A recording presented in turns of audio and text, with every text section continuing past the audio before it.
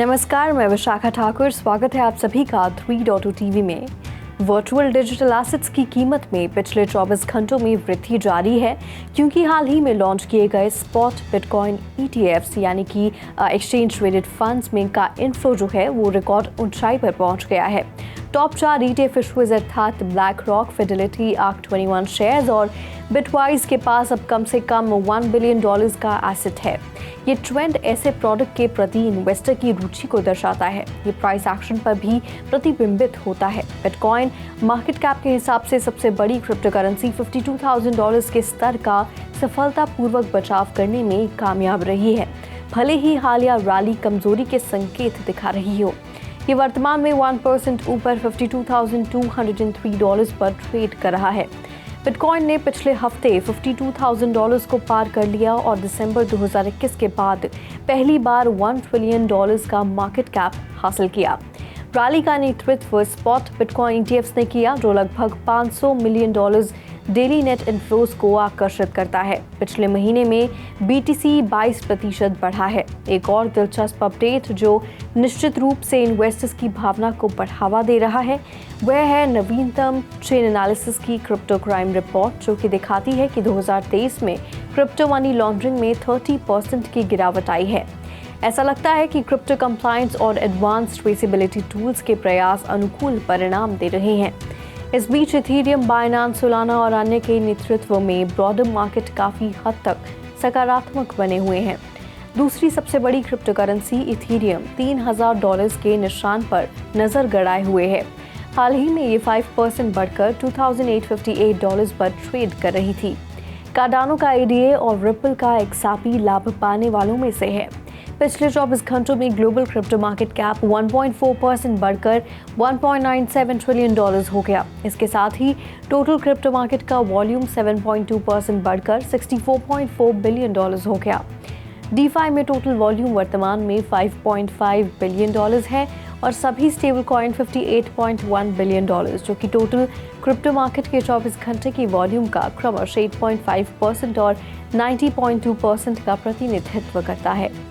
Bitcoin का प्रभुत्व वर्तमान में 51.9% है, जो दिन के दौरान 0.31% कम है। टॉप 15 टोकन का बैरोमीटर IC15 इंडेक्स 1.6% बढ़कर 66,672 पर पहुंच गया।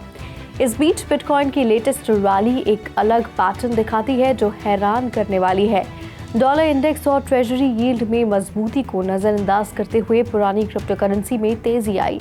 ऐतिहासिक रूप से बिटकॉइन को अमेरिकी डॉलर के साथ नकारात्मक रूप से सह संबंधित किया गया है। केवल डॉलर की कमजोरी के दौरान तेज रैलियां पोस्ट की गई हैं।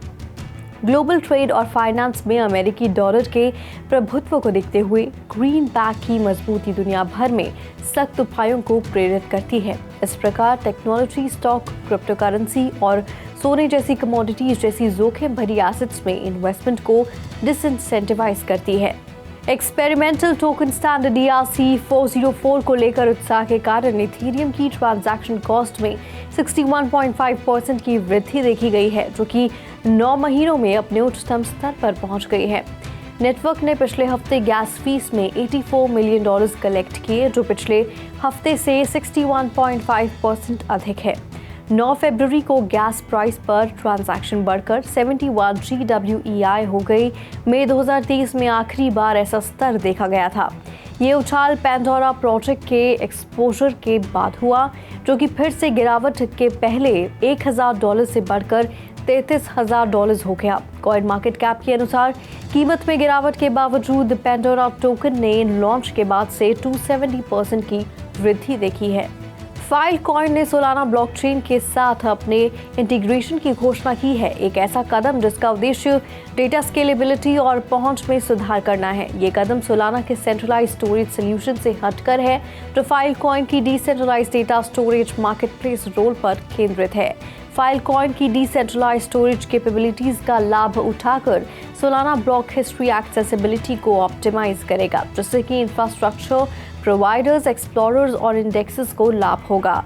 कोलैबोरेशन डिसेंट्रलाइजेशन प्रिंसिपल्स को कायम रखते हुए डेटा रिडंडेंसी, स्केलेबिलिटी और बढ़ी हुई सुरक्षा सुनिश्चित करता है। फाइलकॉइन का नेटिव टोकन FIL 5% से अधिक बढ़कर $6 से अधिक हो गया, जो कि जनवरी के मध्य के बाद से इसका उच्चतम स्तर है। लिक्विड स्टेकिंग और डेरिवेटिव प्लेटफॉर्म K9 फाइनेंस के अनुसार शिबेरियम शिमाइनू का layer 2 scaling solution coin market cap और CoinGecko के साथ एकीकृत हो गया है।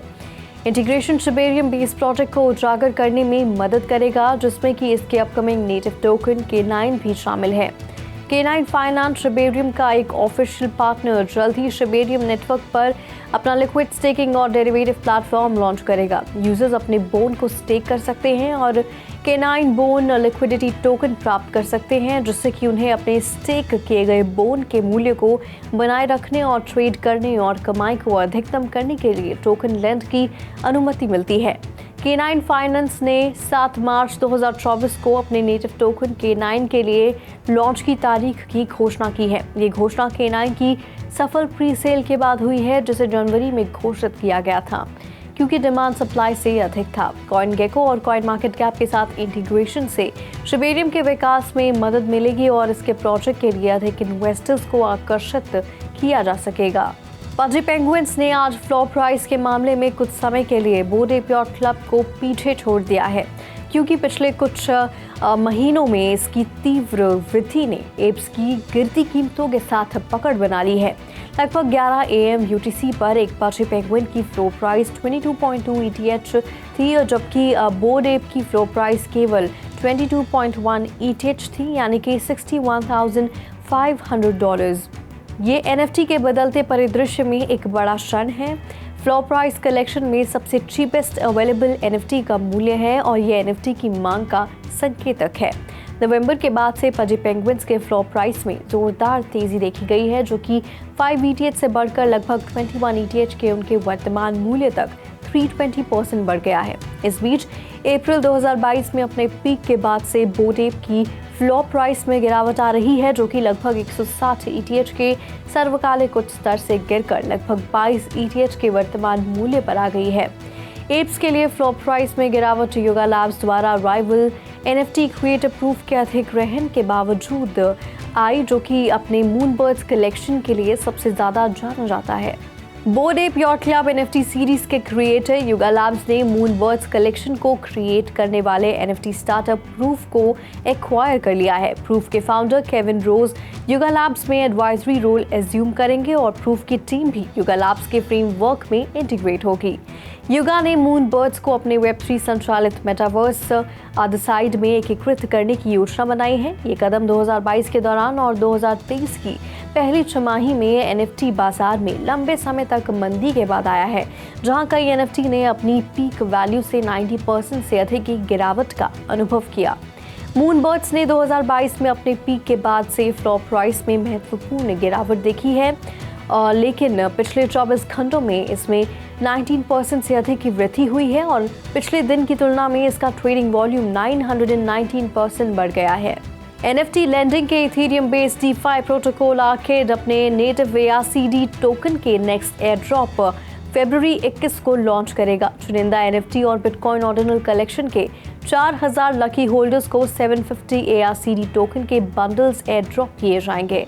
एयर ड्रॉप को इथेरियम आधारित NFT पजी पेंगुइन्स, लिल पाजीज और सापी सील्स वाले 2000 वॉलेट द्वारा आयोजित किया जाएगा और 2000 वॉलेट को सोलाना आधारित मैडलैट्स और टेंसोरियंस NFT का या bitcoin inscribed ordinal collection, bitcoin puppets, node Monks और RSIC को धारण किया जाएगा।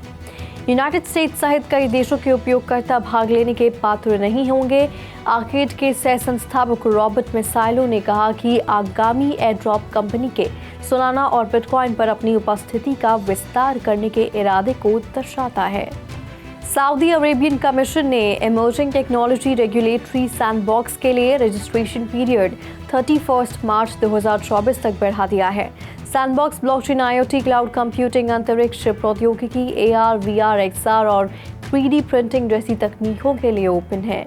ये विस्तार इनोवेटर्स के व्यापक स्पेक्ट्रम को मंच का लाभ उठाने के लिए प्रोत्साहित करता है, जिससे कि बाजार में इंक्लूसिविटी और विविधता बढ़ती है।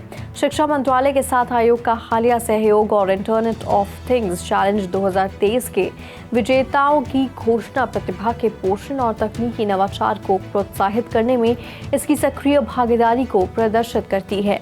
इंटरनेशनल ट्रेड एंड फॉरफेटिंग एसोसिएशन और एक्सीडी ब्लॉकचेन नेटवर्क 22 फरवरी को दुबई, संयुक्त अरब अमीरात में एक फिनटेक वर्कशॉप की मेज़बानी करने के लिए तैयार है। यह आयोजन विभिन्न हितधारकों के लिए डिज़ाइन किया गया है, जिसमें कि IFT सदस्य बैंक, क्रेडिट इंश्योरेंस, फिनटेक कंपनियां, law firms, policy makers, corporates, alternative lenders, family offices, asset managers और लॉजिस्टिक ऑपरेटर शामिल हैं। वर्कशॉप में MLETR policy development, digital negotiable instruments और रियल टाइम लोन ट्रांजैक्शन जैसे टॉपिक्स कवर किए जाएंगे। सितंबर 2023 में एमिरेट्स NBD द्वारा ब्लॉकचेन इनेबल्ड कॉमडू में निवेश के साथ बिजनेस इंटरेस्ट ने UAE गवर्नमेंट और बैंकिंग सेक्टर में रुचि प्राप्त की है। इस फंड का लक्ष्य बैंक की डिजिटल महत्वाकांक्षा और क्षेत्रीय विशेषज्ञता को फिनटेक कंपनियों की एजिलिटी और तकनीक नवाचारों के साथ जोड़कर रणनीतिक साझेदारी को मजबूत करना है। बैंकों के लिए blockchain trade finance platform UAE trade connect ने भी $27 मिलियन ट्रांजैक्शन की मात्रा की सूचना दी है। UAE Web3 blockchain gaming project Xverse ने कोजिटेंट वेंचर्स, को इंटेलिजेंस और मूनरॉक कैपिटल के नेतृत्व में $3 मिलियन जुटा लिए हैं। फंडिंग का उपयोग गेम के टेस्टनेट और टोकन लॉन्च, रणनीतिक साझेदारी और APAC रीजन में मार्केटिंग प्रयासों के लिए किया जाएगा। एक मजबूत बिजनेस मॉडल और मार्केटिंग रणनीति सुनिश्चित करने के लिए एक्सपर्ट्स ने सीडिफाई, क्यूकॉइन लैब्स, ChainGPT और Maven कैपिटल के साथ साझेदारी की है। एपिक के अनरियल इंजन 5 का उपयोग करके बनाया गया game competitive mechanics, fluid physics engine और डायनामिक विजुअल्स के साथ एक इमर्सिव एक्सपीरियंस प्रदान करना है। आज के लिए बुलेटिन में फिलहाल इतना ही। ऐसी ही Web3 से जुड़ी ताज़ा अपडेट्स के लिए लॉग ऑन करें हमारी वेबसाइट www.3worldstv.io पर या फिर स्कैन करें QR कोड।